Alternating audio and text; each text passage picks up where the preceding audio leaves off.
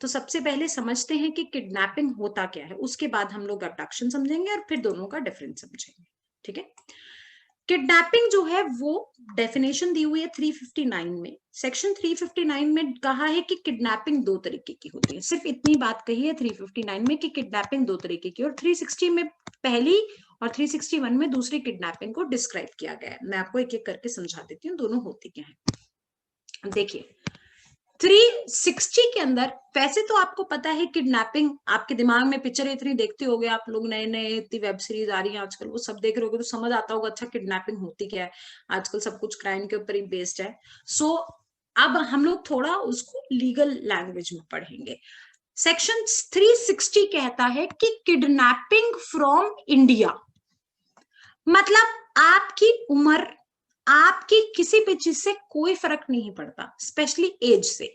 आपको यदि India India से बाहर ले जाया जा रहा है आपके बिना कंसेंट के, आपका कंसेंट होना मैटर करना चाहिए, आपने कंसेंट दिया है तो 360 नहीं लगेगा। अगर आपका कंसेंट नहीं है तो हम कहेंगे this is kidnapping from India, that is 360। Simple, और कुछ भी नहीं है। आपको आपकी जगह से इंडिया से बाहर ले जाया जा रहा है, बाउंड्री से, लिमिटेशन से बाहर ले जाया जा रहा है विदाउट योर कंसेंट, ठीक है, then this is called kidnapping from India, section 360, that's it. Whoever conveys any person beyond the limits of India without the consent of that person or some legally authorized to consent on the behalf of the person, it is said to have kidnapped that person from India। ये exact bare act की language है, तो इसके अलावा अपना दिमाग कुछ मत लगाना, बस यहीं तक ही कंस्ट्रेंट रहेगा। अब हम पढ़ते हैं 361 में जो डेफिनेशन है, the other type of kidnapping which is से किडनैपिंग फ्रॉम लॉफुल गार्जियनशिप। देखिए यहां पर जैसे हम गार्जियन की बात करते हैं तो ऑब्वियसली गार्जियन जो होता है वो माइनर लोगों का होता है। गार्जियन जो होता है वो वहां पे कहीं ना कहीं आपकी एज मैटर करने लगती है। तो यदि आप मेल हैं तो 16 साल, और यदि आप फीमेल हैं तो 18 साल। This is the age which is given in kidnapping from lawful guardianship, section 361 IPC, कि if you are a male then under 16 and if you are a female under 18। Simple सी बात, आपके गार्जियन की, जो आपके गार्जियन की custody है, वहां से यदि आपको कोई लेकर गया है, मेल और फीमेल विद रिस्पेक्टिव एजेस, तो हम उसको कहेंगे kidnapping from lawful guardianship, that's it. Again यहां पर आपका कंसेंट कोई मायने नहीं रखता, क्योंकि आप तो माइनर हैं। आपका कंसेंट कोई मायने नहीं रखता, आपके गार्जियन का कंसेंट मायने रखेगा, कि आपके गार्जियन का कंसेंट नहीं था और आपके गार्जियन की कस्टडी में से आप माइनर हैं और आपको लेकर गया है। आप माइनर और अनसाउंड पर्सन भी हो सकते हैं, ठीक है। आप माइनर हैं तो एज मैंने आपको बता दिया, male under 16 and female under 18, और आप अगर अनसाउंड पर्सन है तो obviously no limit of ages. Then without the consent of the guardian if you have moved, तो हम कहेंगे this is kidnapping from the lawful guardianship. Okay, पढ़ते हैं जरा। Whosoever takes और incites का मतलब पता है क्या होता है? incites का मतलब भड़काना किसी को, ठीक है। किसी को बोलना कि अरे तुम्हारे लोग, तुम्हारे गार्जियन कैसे रखते हैं तुम्हें, कितना गंदा रखते हैं तुम्हें, खाना वाना भी नहीं देते, कितनी रिस्ट्रिक्शन लगाते हैं तुम्हारे ऊपर, तुम्हें बहुत परेशान करते हैं, ऐसा करो तुम मेरे पास आ जाओ, मैं तुम्हें खुश रखूंगा, मैं तुम्हें ये दूंगा, मैं तुम्हें शॉपिंग कराऊंगा और तुम आजाद रहना। दिस इज इंसाइटमेंट, ठीक है, किसी को भड़काना उस तरीके के लिए। incite any minor under the age of under 16 if male, under 18 if female, or any person of unsound mind out of the keeping of the lawful guardian, out of the keeping of lawful guardian of such minor or person of unsound without the consent of such guardian is said to kidnap such minor or person from the lawful guardianship। ठीक है, आसान है, कोई doubt? This is called kidnapping from India and kidnapping from lawful guardianship। तो मुझे ये समझ आया कि आर्टिकल 360 में एज की बात नहीं कर रहा, आर्टिकल 360 में गार्जियन की भी बात नहीं कर रहा, आर्टिकल 360 में अनसाउंड माइंड पर्सन की भी बात नहीं कर रहा, आर्टिकल 360 में जो बंदा है उसके कंसेंट की बात कर रहा है।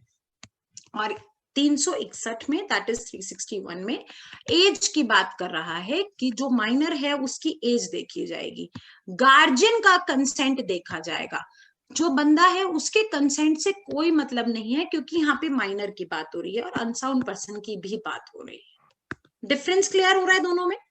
तो किडनैपिंग के अपने आप के किडनैपिंग के सेक्शन में 2 किडनैपिंग के सेक्शन है जिनमें आप डिफरेंसेस दे सकते हो, ठीक है। इसके बाद हम बात करते हैं अबडक्शन की। इसकी एक्सप्लेनेशन दी हुई है, यही सब है जो मैंने आपको समझाया है, एक बार बस आप पढ़ लेना, ठीक है। पर्सन जो किडनैप होता है वो इतना एज का होना चाहिए, लॉफुल गार्जियन कैसे होता है, ये सब एक बार बस आप रीड कर लेना। Important is this. अब अबडक्शन में आपको बताती हूँ। देखिए अबडक्शन क्या होता है। अबडक्शन एक कॉन्टिन्यूइंग ऑफेंस है। क्या सब्सटैंटिव ऑफेंस होते हैं एक, और एक होते हैं कॉन्टिन्यूइंग ऑफेंस। ध्यान से समझिएगा, ठीक है। देखिए मैंने आपको बताया किडनैपिंग में 361 की बात कर रही हूँ, फ्रॉम द लॉफुल गार्जियन, वो आसान रहता है समझने में। जैसे ही मान लीजिए ये घर है और यहाँ पे एक बच्चा है, ये आई गाड़ी और इस बच्चे को लेकर चली गई, ठीक है, ये किडनैपिंग हो गई। जैसे ही ये बच्चा जो है वो अपने गार्जियन की कस्टडी से निकला, वैसे ही किडनैपिंग के चार्जेस लग गए, उसी समय वो ऑफेंस क्रिएट हो गया। उस बात को हम बोलते हैं सब्सटैंटिव ऑफेंस, उस बात को हम बोलते हैं सब्सटैंटिव ऑफेंस। लेकिन जो अबडक्शन होता है ना, अबडक्शन एक कॉन्टिन्यूइंग ऑफेंस है। मतलब कि इस बच्चे को यहां से यहां ले जाया जाए, यहां से यहां ले जाया जाए, यहां से यहां ले जाया जाए, उससे कोई फर्क नहीं पड़ता, उसकी किडनैपिंग यहीं हो चुकी है। लेकिन अबडक्शन जो होता है वो क्या होता है कि आपने किसी को बाय फोर्स होना बहुत ज्यादा जरूरी है अबडक्शन में। बाय फोर्स आपने किसी को कंपेल किया है, उसको इंड्यूस किया है कि वो एक जगह से दूसरी जगह जाए, उसको कहते हैं अबडक्शन। आप सड़क पे चलते हुए किसी लड़की को उठा के वैन में डाल के ले गए, this is abduction, this is not kidnapping, this is abduction, ठीक है। इसमें भी एज मायने नहीं रखती, अबडक्शन में भी जैसे किडनैपिंग 360 में नहीं मायने रखती, वैसे ही यहाँ पर भी एज मायने नहीं रखती। यहाँ पे इंपॉर्टेंट क्लॉज है कि ये बाय फोर्स होना चाहिए, किसी चीज के डर से होना चाहिए, कोई थ्रेट होना चाहिए, बाय फोर्स होना चाहिए, ठीक है।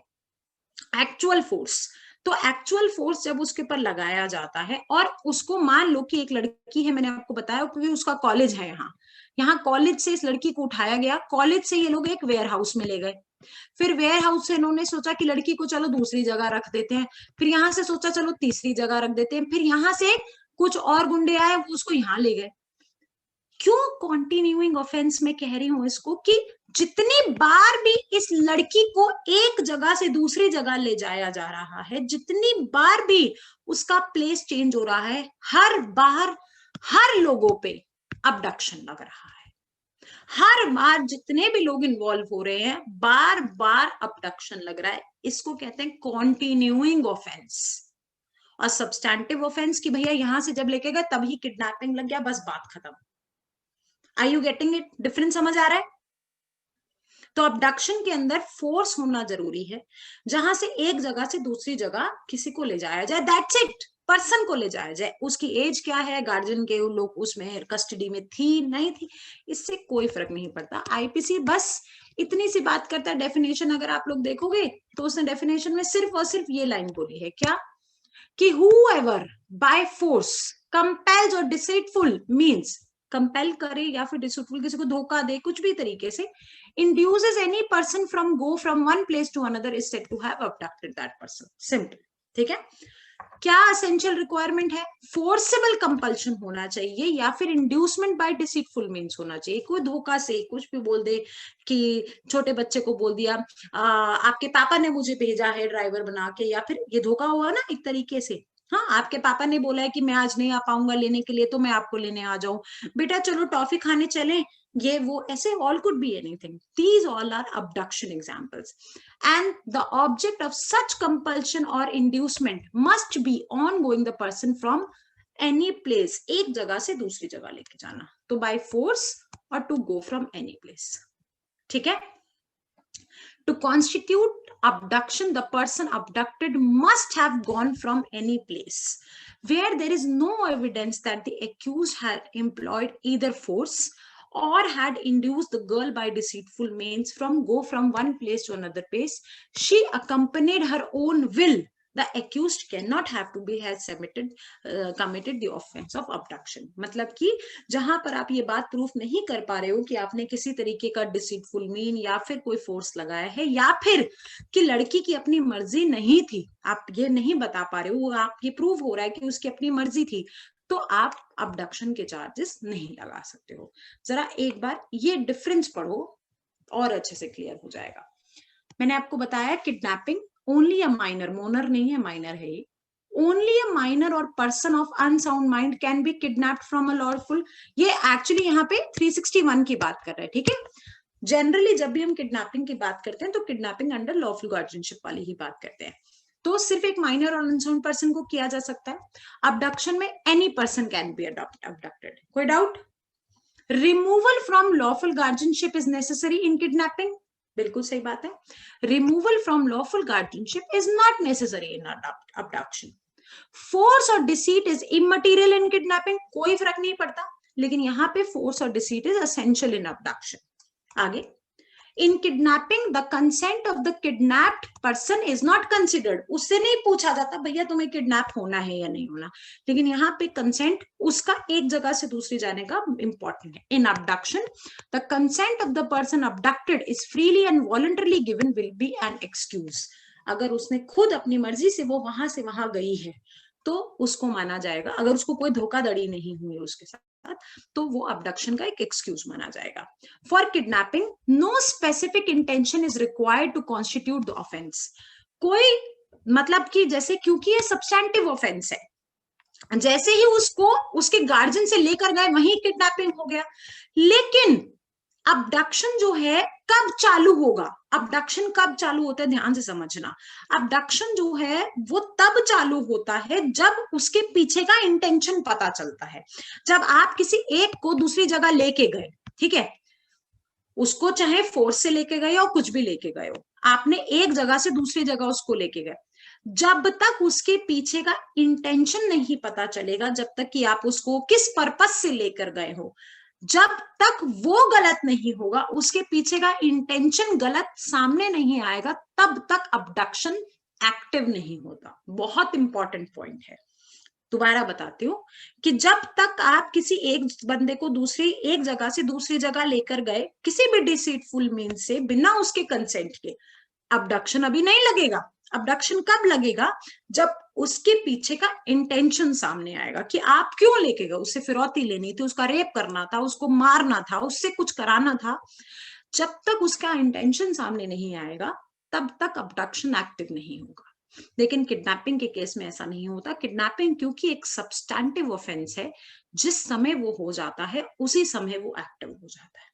तो पढ़ते हैं क्या बोल रहा है, यही बात 5th ऑप्शन में बताई है।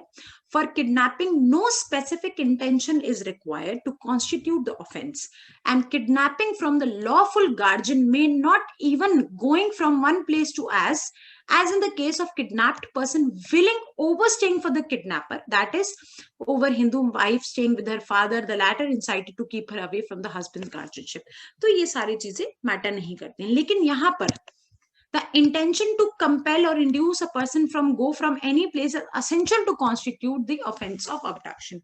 This is what I have explained to you. The last option is kidnapping is a complete offense. That's what I have told you अभी कि जिस समय हो जाता है तभी, but abduction is a continuing offense. abduction चलता रहेगा, चला रहेगा जब तक आप उसको एक जगह से दूसरी जगह ले जाते रहोगे, हर बार ले जाने पे abduction लगता रहेगा। कोई doubt? So these are very important differences and very important definitions. Not that important case laws are there in this. थोड़े बहुत हैं, वो आप लोगों को मैं ये फाइल दे दूंगी, एक आधा ही है, कुछ नहीं है ज्यादा, वो आप लोग एक बार गो थ्रू कर लो।